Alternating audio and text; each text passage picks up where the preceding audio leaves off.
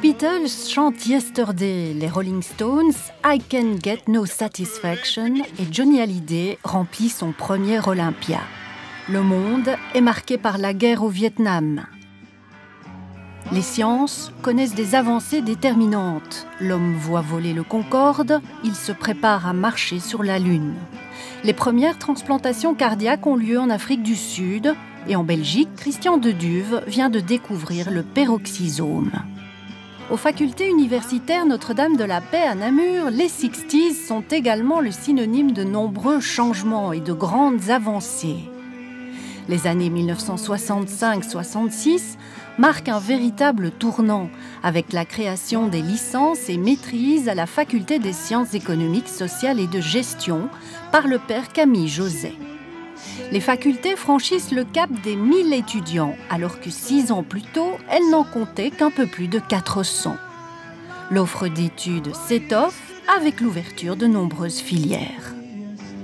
Beaucoup plus d'étudiants donc, et parmi eux, aussi plus de jeunes filles. Les premières déléguées étudiantes font progressivement valoir leurs droits. Ce sera bientôt la fin du gynécée au premier rang de l'auditoire et du local où les filles sont regroupées pour manger leurs tartines. Parlons maintenant des professeurs. Jusqu'ici, il s'agissait surtout de pères jésuites. Ils sont désormais rejoints par de nombreux laïcs. Parmi les professeurs et les assistants, quelques femmes font leur apparition, dont Simone Wattiot en médecine et Monique Noirom, première femme chargée de cours en 1970. Les laïcs viennent aussi grossir les rangs des chercheurs et du personnel administratif, technique et ouvrier. Avec les années 70, c'est une véritable administration qui se met en place aux facultés universitaires de Namur.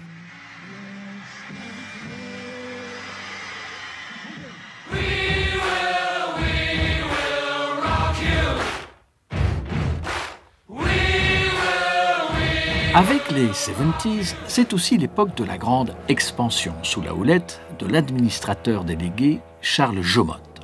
Le rythme des constructions et des rénovations s'accélère, de nombreux bâtiments sortent de terre. L'architecte Roger Bastin façonne un tout nouveau quartier dans la ville. Les FUNDP acquièrent l'Arsenal transformé en cantine universitaire. L'inauguration a eu lieu en grande pompe en présence du roi Baudouin. Le domaine d'Augimont, espace propice au développement d'activités didactiques et de recherche, entre dans leur patrimoine. Les facultés investissent également dans les nouvelles technologies et font figure de véritables pionnières dans de nombreux domaines. Elles créent par exemple le tout premier institut d'informatique de Belgique en 1970. François Baudard en est la cheville ouvrière. J'ai eu la chance de rencontrer des gens exceptionnels. Le premier, c'est le père José. Il me répond simplement « Je ne sais pas de quoi vous parlez, mais pour en savoir plus, organisez-moi un colloque. » Avant de créer un enseignement, créons un centre de calcul qui a été inauguré en 1968 par le ministère Lefebvre. Et la même année, le conseil d'administration décidait du lancement de cette maîtrise en informatique qui a démarré en 1970, tout simplement. Le potentiel de recherche s'accroît également dans les autres domaines enseignés, avec des laboratoires bien équipés et la création de centres de recherche de pointe. La décennie est aussi marquée par la création des presses universitaires de Namur, du centre audiovisuel, le savez, et de la FUCID. Et les étudiants, direz-vous? Avec leur nombre croissant, ils souhaitent tout simplement faire entendre leur voix au sein de l'institution. C'est pourquoi, en 1974, ils forment l'AGE pour Assemblée générale des étudiants. L'AGE n'en est alors qu'à ses balbutiements, car c'est avec les années 80 qu'elle connaît un véritable développement, à l'instar de toutes les activités estudiantines. Au début des années 80, les FUNDP comptent désormais près de 3000 étudiants qui se réjouissent de se retrouver dans une vraie ville avec ses habitants et ses magasins. Des jeunes qui étudient, mais qui font aussi du sport, qui sortent et qui guindaillent. En 1982, c'est l'ouverture du bunker. L'endroit connaît des débuts chaotiques, émaillés de plusieurs fermetures, jusqu'à ce que sa gestion soit prise en charge par le secteur social dirigé par Jean-Robert Honoré en 1985. Quand j'ai commencé donc ma fonction, il a d'abord fallu réouvrir le bunker, qui était fermé depuis 1 an ou 2, parce qu'effectivement, il y avait des problèmes de gestion. Donc, on a remis ça en route avec l'Assemblée générale des étudiants. Donc, je voyais régulièrement les présidents de régionales ou les présidents de cercle, puisque quand ils voulaient organiser une activité, ils devaient avoir l'accord du secteur social, notamment pour qu'on puisse vérifier si les conditions de sécurité étaient bien respectées. Et je me souviens d'un président de régionale qui venait régulièrement me voir pour organiser ses activités, qui était quelqu'un d'ailleurs de très fiable. J'ai jamais eu de problème avec lui, c'était un organisateur très rigoureux. Il s'appelle toujours Maxime Prévost. Et avec le temps, on se connaissait un peu mieux, et je savais qu'il était intéressé par la politique. Alors, on parlait un petit peu politique, et je me souviens qu'un jour, après un entretien avec lui, j'ai dit à ma secrétaire, écoute, Maxime, à mon avis, dans quelques années, il sera ministre. L'AGE se voit d'ailleurs doté d'un premier permanent en 1984-85. Les étudiants s'expriment dans plusieurs organes. La chorale universitaire La Vaubanne, le théâtre universitaire namurois et Fac Télévision. En parlant d'écran et de sciences, les laboratoires se dotent également d'équipements modernes, techniques d'imagerie médicale, micro-informatique et ordinateurs de bureau. Dans ce domaine, les FUNDP poursuivent leur quête de modernité en équipant leur bibliothèque d'un catalogue informatisé en 1989. Une véritable révolution des pratiques à la bibliothèque auxquelles doivent s'habituer étudiants et membres du personnel. Pionnières encore, les facultés le sont dans la pédagogie, bien sûr. Jean Donnet crée le tout premier service de pédagogie universitaire afin d'aider les étudiants dans leur travail d'apprentissage. En 1988, l'institution adopte un nouveau logo.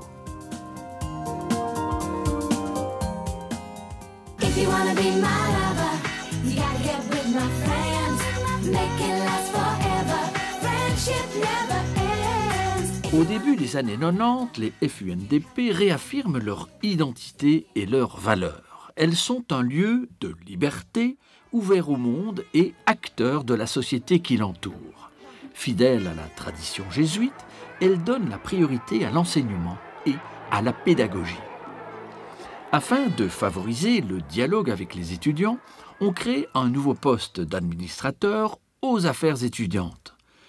Paul Winans, ancien étudiant devenu professeur, est le premier à revêtir cette charge. Les activités extra-académiques poursuivent leur développement. Cortège de la Saint-Nicolas, bal des Bleus et bal des Busées, les étudiants s'expriment sur la radio universitaire namuroise, la RUN 106.4. Les quotes à projets sont de plus en plus nombreux et dynamiques. Et en parlant de quotes, les quotes mixtes qui auraient fait frémir d'effroi les pères fondateurs ne suscitent plus l'étonnement.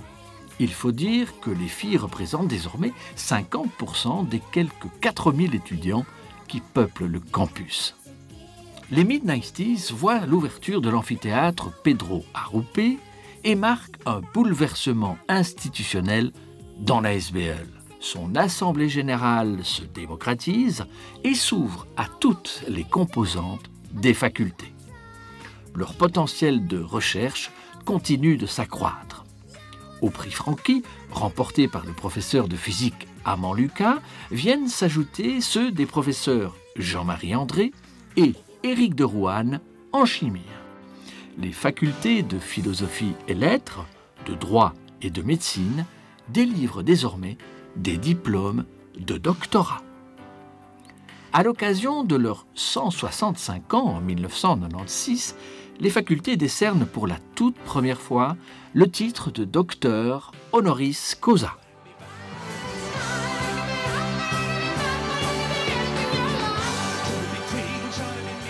Le nouveau millénaire s'ouvre avec un nouveau logo pour les facultés et un nouveau bouleversement. Pour la première fois en 2001, une femme accède au poste d'administrateur. Il s'agit d'Annie Deguenne.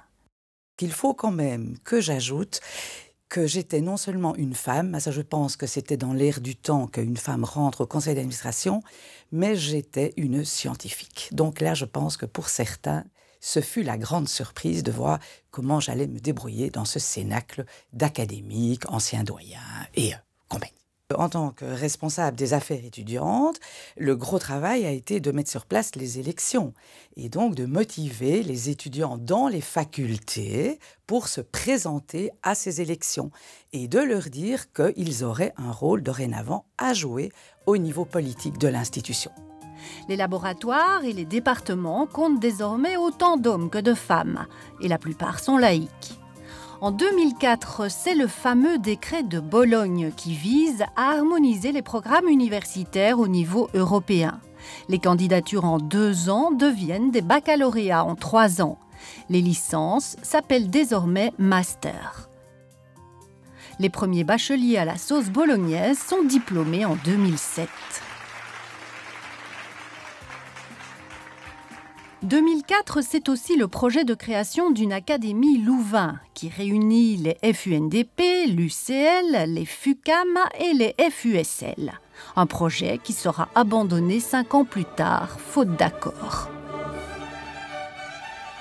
En 2007, les facultés fêtent leurs 175 ans. De très nombreuses activités célèbrent le jubilé. 2 ans plus tard, petite révolution pour l'institution.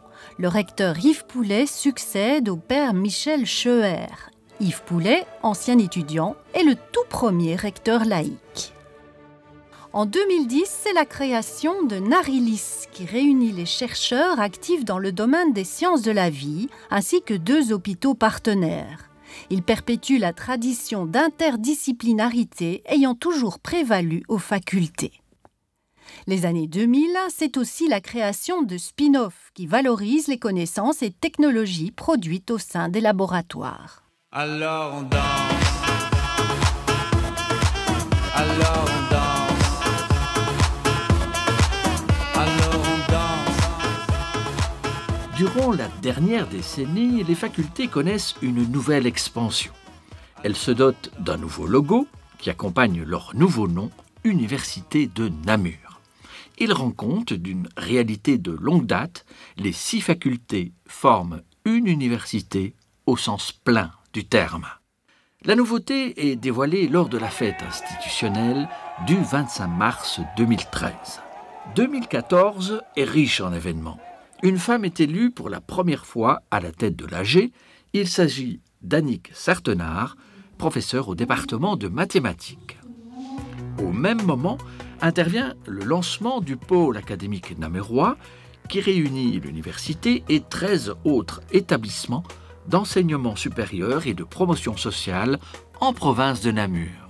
2014, c'est aussi l'inauguration des nouveaux locaux de l'administration de l'enseignement et du service des inscriptions et la construction du plus grand auditoire de Wallonie, l'amphithéâtre Vauban. Au mois de mars est entamée la destruction de l'ancienne faculté des sciences. Le chantier est impressionnant. Avec 2015, l'université passe le cap des 6500 étudiants. Une page se tourne. Bientôt s'érigeront de nouveaux espaces d'études et de recherche, de nouveaux laboratoires, de nouveaux bureaux, un nouvel envol.